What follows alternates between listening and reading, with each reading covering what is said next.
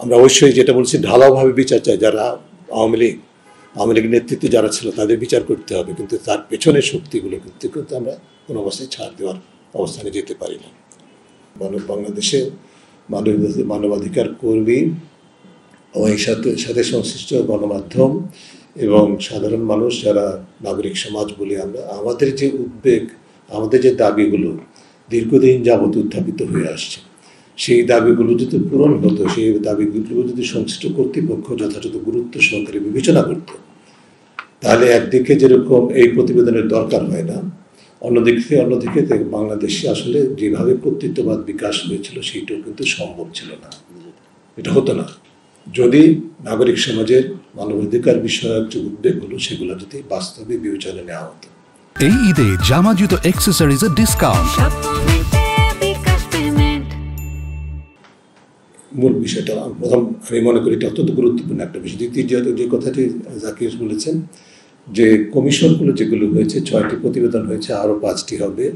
আমার জানা মতে বাকি 5টি সহ সব 6টির প্রতিবেদনের মধ্যে সুপারিশের সিংহভাগের সাথে কিন্তু আমাদের এই জাতিসংঘের এই সুপারিশের মিল আছে, কম বেশি মিল আছে, সামঞ্জস্য আছে। কাজে যে কথাগুলো জাতিসংঘ বলেছে সেগুলো যে খুব একটা রকেট সায়েন্স নতুন কিছু তা না, তবে এটাকে একটা আন্তর্জাতিক আমাদের যে দীর্ঘদিনের দাবিগুলো ছিল, দীর্ঘদিনের উদ্বেগগুলো ছিল, সেগুলোকে একটা আন্তর্জাতিক একটা দলিলের মধ্যে স্বীকৃতি পেয়েছে বলবো আমি কোথায়।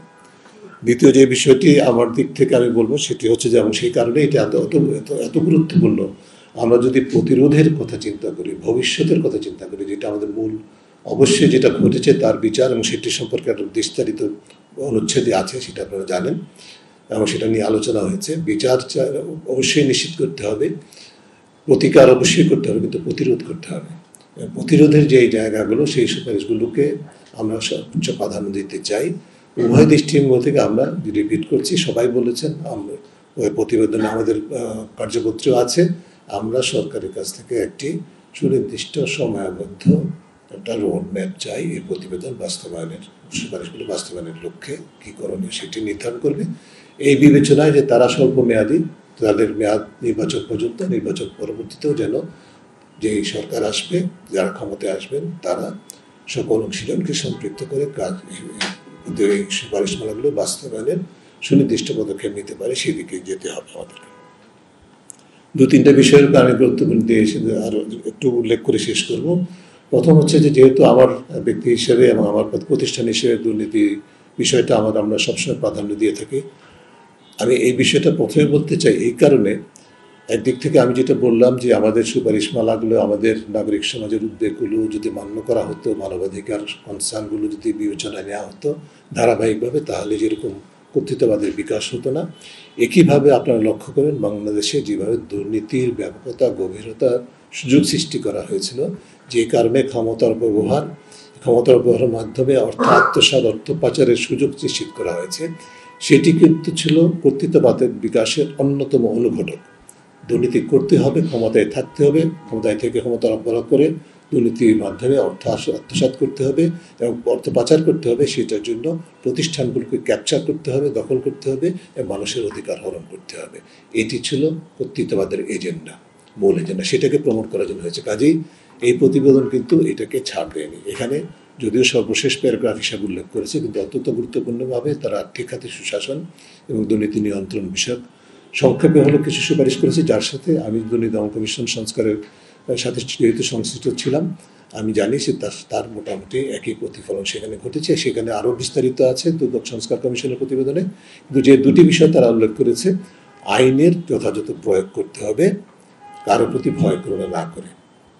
দ্বিতীয় যেটা বলেছে, দুর্নীতি দমন কমিশনকে সম্পূর্ণ স্বাধীন একটা স্ট্যাটাস দিতে হবে, স্বীকৃতি দিতে হবে এবং সে যেন স্বাধীনভাবে কাজ করতে পারে।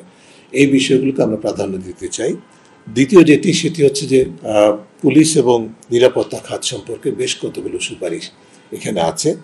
তার মধ্যে কয়েকটা বিষয়কে আপনাদের দৃষ্টি আকর্ষণ করতে হচ্ছে। একটি হচ্ছে যে বলছে তারা আন্তর্জাতিক চর্চার সাথে সামঞ্জস্য রেখে পুলিশ অধ্যাদেশ, যেটা 1861, পৃথিবীর খুব কম দেশে আছে যেরকম 200 বছরের বেশি পুরাতন একটা আইন দিয়ে পুলিশ চলে, তারা বলছে এটাকে আন্তর্জাতিক চর্চার আলোকে ঢেলে সাজিয়ে নতুন করে আইন প্রণয়ন করতে হবে। এটা কিন্তু আপনারা এই ঘরে যারা উপস্থিত, আপনারা সংবাদ মাধ্যমে যারা কর্মী, দীর্ঘদিন যাবৎ আমরা বলে আসছি, সেই কথাটির পুনরাবৃত্তি হচ্ছে, কিন্তু হয়নি। আমরা সেটাকে এবং পুলিশ কমিশনের সংস্কার কমিশনের প্রতিবেদনেও সেটা উল্লিখিত আছে, কিন্তু পুলিশের কর্তৃপক্ষ থেকে প্রতিরোধ আছে।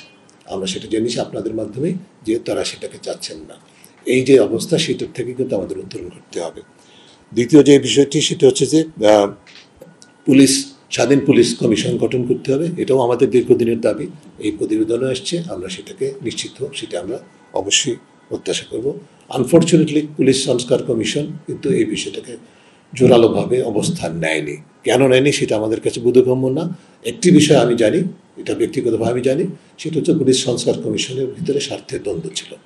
এই কমিশনে গুরুত্বপূর্ণ সদস্য হিসেবে কাজ করেছেন পুলিশেরই সদস্য, যে কারণে এই অবস্থানটা তারা দৃঢ়ভাবে নিতে পারেনি। তার মানে এই নয় এটাকে সুপারিশ হিসেবে মেনে নেওয়া উচিত হবে না। আমরা মনে করি যে অবশ্যই স্বাধীন পুলিশ কমিশন গঠন করতে হবে। এর পরবর্তীতে র্যাব বিলুপ্ত করার জন্য সুনির্দিষ্ট প্রস্তাব আসছে, সুপারিশ আসছে, যেটা দীর্ঘদিনেরই মানুষের প্রত্যাশা, সেটার প্রতিফলন এখানে ঘটেছে। তবে তাতে তারা ক্ষান্ত দেয়নি। তারা যেটা বলছে পরিষ্কারভাবে যে এই সংস্থায় র্যাব তো বিভিন্ন সংস্থা থেকে ডেপুটেশনে বা বিভিন্নভাবে নিয়োগপ্রাপ্ত একটি প্রতিষ্ঠান, কর্মীদের দ্বারা প্রতিষ্ঠান। তারা বলছে এই সংস্থার সাথে যারা জড়িত আছেন তারা যদি অপরাধের সাথে সংশ্লিষ্ট না থেকে থাকেন তাহলে তাদেরকে যার যার নিজস্ব সংস্থায় ফেরত দিতে হবে, অর্থাৎ তাদের কর্মীদের সুরক্ষার কথা বলছে। কিন্তু র্যাব নামক প্রতিষ্ঠানটিকে বিলুপ্ত করতে হবে, এই প্রস্তাবটি সুনির্দিষ্টভাবে আছে, আমরা সেটাকে সমর্থন করছি। এরপর হচ্ছে যেটা হচ্ছে যে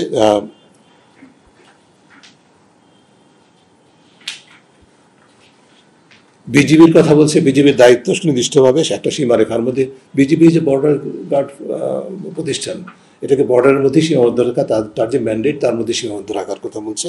একইভাবে পিজিএফআইকে বলছে পরিষ্কারভাবে, নোট করবেন আপনারা আপনাদের মাধ্যমে এই কথাগুলো আরও বেশি প্রচার করা উচিত, প্রকাশ করা উচিত। ডিজিএফের ম্যান্ডেট হচ্ছে নিরাপত্তা সংক্রান্ত গোয়েন্দা প্রতিষ্ঠান।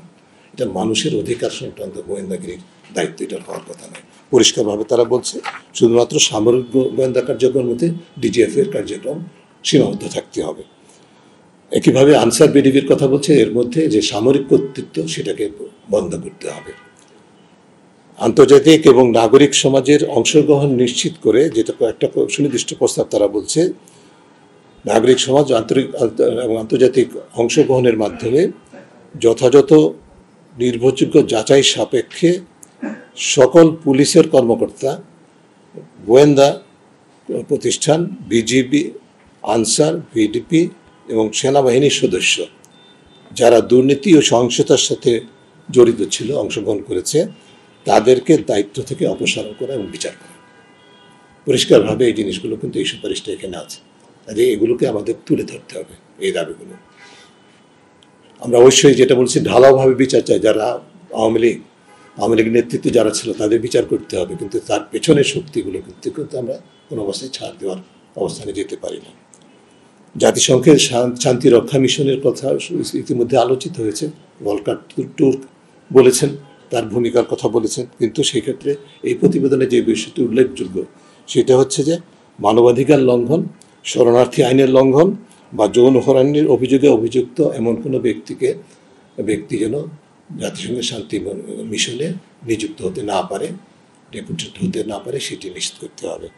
যতদিন পর্যন্ত এই স্ক্রুটিনি সম্পন্ন করা সম্ভব না হবে, ততদিন পর্যন্ত সরকারের কাছে এই প্রতিবেদন দাবি করছে বা প্রস্তাব করছে যে জাতিসংঘের সাথে একমত হতে হবে যে এমন কোনো সেনাবাহিনী, RAB, DGFI, Dhaka metropolitan police, DB, detective branch, BGB, যে সকল সদস্যকে 2024-এর সহিংসতায় সম্পৃক্ত হয়েছিল যারা, তাদেরকে যেন কোনো অবস্থায় শান্তি মিশনে প্রেরণ করা না হয়।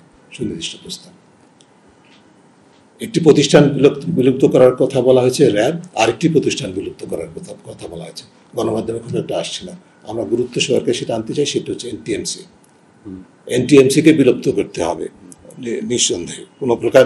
এবং একই সাথে এর সাথে সংশ্লিষ্ট একটা গুরুত্বপূর্ণ প্রস্তাব আছে আমরা দীর্ঘদিন যাবত বলে আছি বাংলাদেশকে নজরদারি ভিত্তিক সমাজে পরিণত করা হয়েছিল। এই নজরদারির ক্ষেত্রে তারা পরিষ্কারভাবে বলছে যে আন্তর্জাতিক মানদণ্ড অনুসরণ করে, বিশেষ করে মানুষের মৌলিক মানবাধিকার লঙ্ঘিত হয় এই ধরনের কোনো নজরদারি থেকে আমাদের রাষ্ট্রকে সরে আসতে হবে। এই বিষয়গুলোকে আমাদের উল্লেখ রাখতে হবে। সবশেষে আমি বলবো যে আমাদের নাগরিক সমাজ, গণমাধ্যম স্বাধীনভাবে কাজ করার যে পরিবেশ, সেইটি সম্পর্কে বিস্তারিত প্রস্তাবনা আছে, সুপারিশ আছে, প্যারাগ্রাফ আছে। সেখানে এমন আইনগুলো যেগুলো আমাদের নাগরিক সমাজ এবং গণমাধ্যমের স্বাধীনভাবে কাজ করার পরিবেশ বিনষ্ট করে, প্রতিবন্ধকতা সৃষ্টি করে, সেগুলোকে বিলুপ্ত করতে হবে অথবা সংস্কার করতে হবে। আমরা আশা করছি যে মিডিয়া রিফর্ম কমিশন সেই কাজগুলো করছে, তার উপর ভিত্তি করে প্রস্তাবনা আমরা এগিয়ে নিয়ে যাব, কিন্তু এখানে অগ্রিম এই বিষয়গুলো চলে আসছে। মোটামুটি এই প্রস্তাবগুলোর প্রতি আমি আপনাদের বিশেষ গুরুত্ব দৃষ্টি আকর্ষণ করে এরপর যে শেষ করছি। রোডম্যাপের কথাটা আরও বারবার বলছি। রোডম্যাপের সুনির্দিষ্টভাবে কোন সুপারিশগুলো কী প্রক্রিয়ায় এবং কত সময়ের মধ্যে সম্পূর্ণ হবে, বাস্তবায়িত হবে, সেগুলো সম্পর্কে নির্দেশনা থাকা উচিত বলে আমরা মনে করি।